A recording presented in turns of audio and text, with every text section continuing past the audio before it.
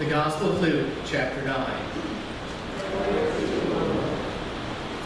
As they were going along the road, someone said to him, that is Jesus, "I will follow you wherever you go." And Jesus said to him, "Foxes have holes, and birds of the air have nests. The Son of Man has nowhere to lay his head." To another he said, "Follow me." But he said, "Lord, first let me go and bury my father." And Jesus said to him, "Let the dead bury their own dead. But as for you, go and proclaim the kingdom of God." Another said, "I will follow you, Lord, but let me first say farewell to those at my home." Jesus said to him, "No one who puts a hand in the plow and looks back is fit for the kingdom of God." The gospel of Christ. Let us pray. Gracious God, your goodness surpasses everything else. Hold us day after day, and teach us night after night, that we may follow the path of life and be filled with resurrection joy. For our Messiah, Christ Jesus, our Savior and Lord. Amen. Please be seated.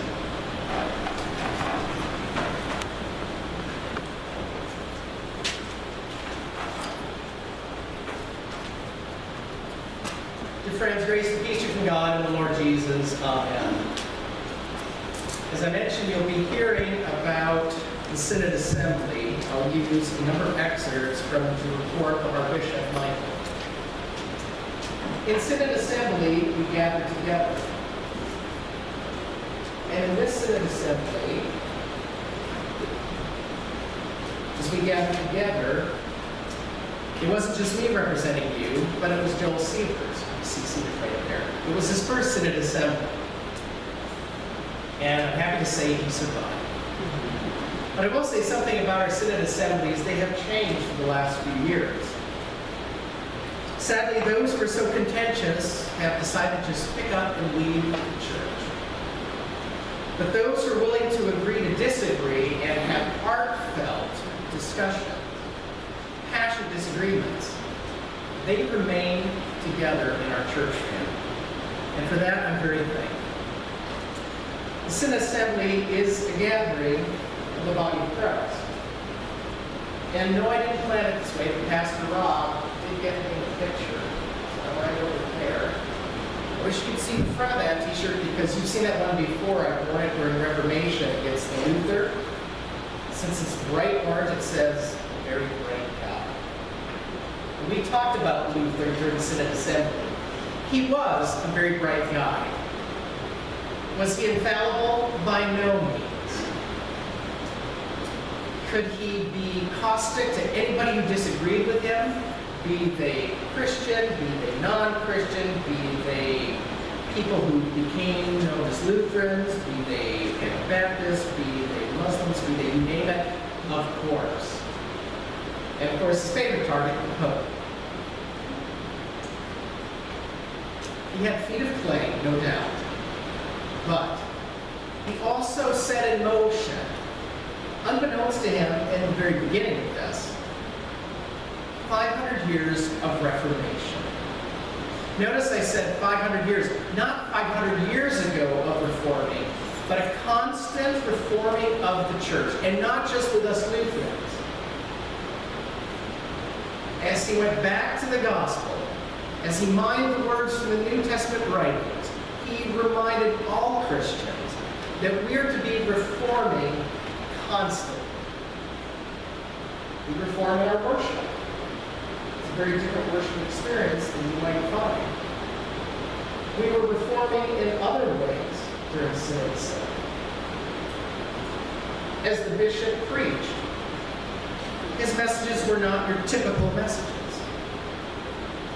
Even today, the sermon that he has. These sermons are not typical because they touch upon the idea that we are in constant need of reform. We heard that as well from our national Bishop Susan. As she mentioned, when she became bishop, she was not sure that we were going to even have a BLCIC. Quite honestly, we didn't see as much out here, but once you begin to go a little bit west, right here of the GTA, you could see the seeds of dissent that have been sown. And indeed, when you get as far out as Alberta, where 40 congregations left the Synod, it was doubtful, to be sure, if the ELCIC would be intact. The good news is that unlike our tradition of the Lutheran Church, which we forget about, our tradition is to come from Europe, come into Canada and come to the United States, and then splinter immediately when we get here. Then come together again, then splinter again over all kinds of issues. Language, worship practices, theology, creeds, you name it. At least this time, the LCIC did not completely splinter. We bucked tradition. That is good news, because I can say in my heart, and it's true of my home church body, the ELCA as well, that are going through those same kind of angst. That we are finally starting to look like a church of Martin Luther. We're finally beginning to look like a reforming church, where the word is constant for 2,000 years, but the rest of it is adiaphora. You've heard me use that term many times. Adiaphora. That is, that which is not necessary to the gospel of salvation. That which we may like to do, but we constantly have to be looking at, is it just what we want, or is it what God wants? Is it what will reach people in this day and age, or not?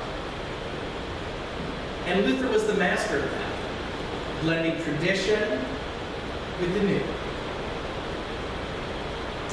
How many of you went to school but did not have any books? Raise your hand. If you went to school, there were absolutely no books. 2 people. That goes back to the Reformation time. There were no books. Books were too expensive. Books were done by hand as they'd been done for centuries. Yet the vast majority of us, right here, take books for granted. Books are revolutionary. They are radical. Only the rich and the so-called type, that is, kings, queens, and princesses, etc., could afford to have books. Even Luther, as a monk, could not have the Bible, because just like every other book, they had to be written by hand. They were precious. They couldn't be shared with riffraff. And then, bucking tradition, Luther teams up with Gutenberg, who had invented, in that day and age, probably the equivalent to our internet and all of our electronic devices, the printing press. And the church was never the same again. The world was never the same again. And yet, some things have changed. But as Bishop Susan reminded us, things do change. And as the former Secretary General of the Lutheran World Federation and now President of the Lutheran World Federation, Bishop Unan, who's the bishop of the Evangelical Lutheran Church in Jordan and the Holy Land. Those churches I mentioned almost every Sunday, Christmas Lutheran Church of Bethlehem, and the Redeemer Lutheran Church of Jerusalem, and all the rest. He reminded us, in no uncertain terms, how Luther changed, and how we are in need of change, especially some of our thoughts and ways. Now, I know in Canada, we've opened the doors for refugees, unlike my home country, the United States, and unlike much of Europe. But Bishop Unan reminded people who he was. Bishop Unan is a refugee. His home is not his.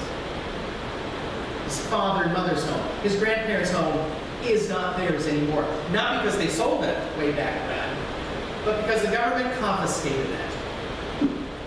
His ancestral home in Beersheba, it's there, but it has not been in the family now for generations. And it was interesting, he told the story when he was a younger man that he and his father went to that place. And they were able to find it after many years because much had changed. Many houses have been bulldozed and new houses have been put up. But the government had left that one because they'd sold it, and so they met the person who currently lived there. And Bishop Eden's father asked only one thing after seeing the outside.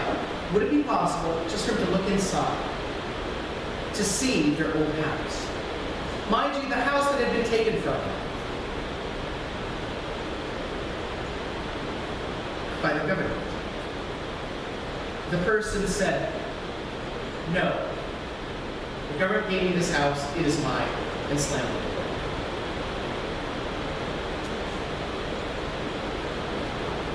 Now, all of us are immigrants here, unless, are there any First Nations people here this morning?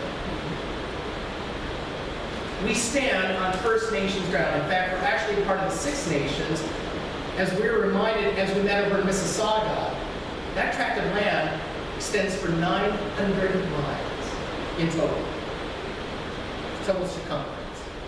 And we're part of it. So we stand on land, yes, that the government took from them.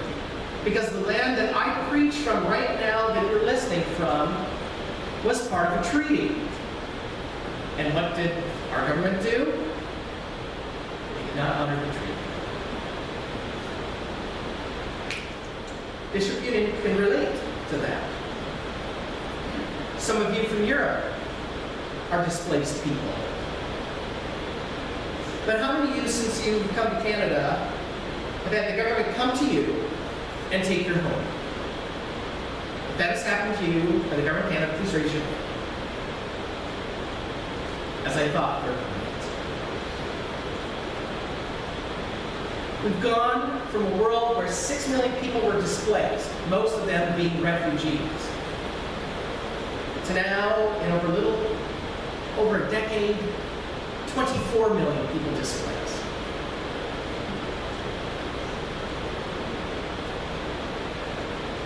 If that had happened to you, would you not look for the Lutherans to welcome them in? That is our tradition here in North America. Here in Canada, down in the United States, it was the Lutheran Refugee Service that welcomed so many.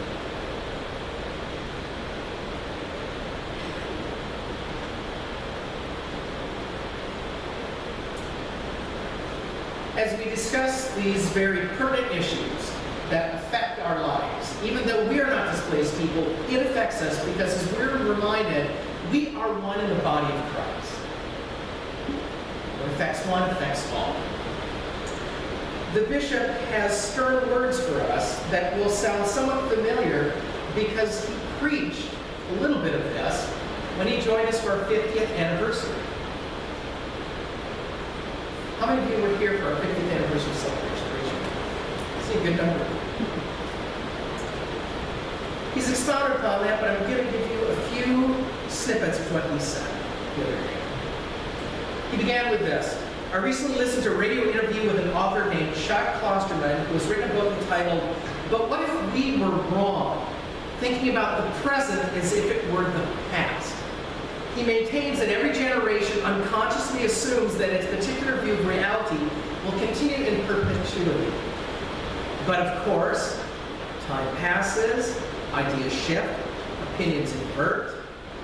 What once seemed reasonable eventually becomes absurd, replaced by modern perspectives that feel even more irrefutable and secure until, of course, they don't. They too will pass away. He connected this by showing a picture of the cover of the April 7, 1958 edition of Time magazine. And on the cover is a picture, you go ahead and Google this again.